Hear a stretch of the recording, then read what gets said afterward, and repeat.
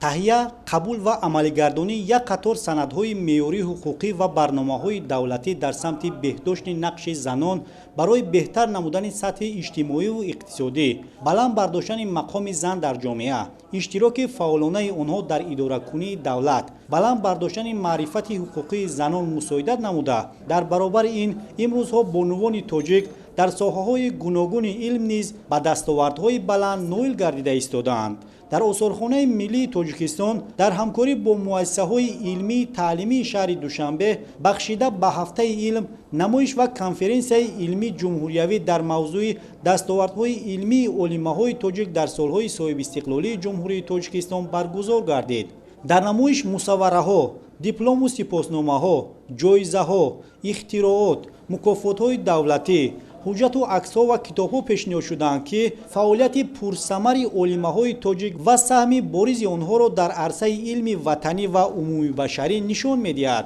дар намоиши мазкур беш аз 500 адад ашёҳои гуногун аз қабили мусаввараҳо, диплому сипосномаҳо, ҳуҷҷатҳо, аксҳо, ҷоизаҳо, ихтироот ва дигар анвои ҳуҷҷатҳо пешниҳод шуданд, ки онҳо дастовардҳои илмии бонувони тоҷикро дар солҳои соҳибистиқлолӣ ва саҳмиашонро дар арсаи илми ватанӣ ва умумибашарӣ инъикос менамоянд. тибқи маълумотҳои оммавие ки ба даст дорем,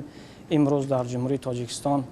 аз ҳисоби занҳо 133 нафар докторони илм, 1124 нафар номзадони илм дар соҳаҳои гуногун фаъолият менамоянд ва таҳқиқотҳои назаррас ҳам доранд. дар конфронс аз ҷониби гузоришдиҳандагон мавзӯъҳои рисолати занон дар илм, саҳми олимаҳои муаррихи донишгоҳи миллии Тоҷикистон дар таҳқиқи таъриху фарҳанги халқи тоҷик, дастовардҳои илмии олимаҳои донишгоҳи давлатии омӯзгории Тоҷикистон ба номи Садриддин Айнӣ дар солҳои соҳибистиқлолӣ, саҳми бонувони соҳибмаърифат дар таҳқиқи забонҳо, дастовардҳои илмии олимаҳои донишгоҳи аграрии Тоҷикистон ба номи Шириншоҳ Шоҳтемур дар солҳои соҳибистиқлолӣ, саҳми олимаҳои донишгоҳи давлатии фарҳанг ва санъати Тоҷикистон ба номи Мирзо Турсунзода дар рушди соҳаи фарҳанг пешниҳод гардиданд. ҳамзамон дар конфронс аз ҷониби муҳаққиқону донишмандон, доираи васеъи коршиносон, олимаҳои муваффақи кишвар ва ходимони давлатӣ гузоришҳо пешниҳод шуда, мубодилаи афкор сурат гирифт.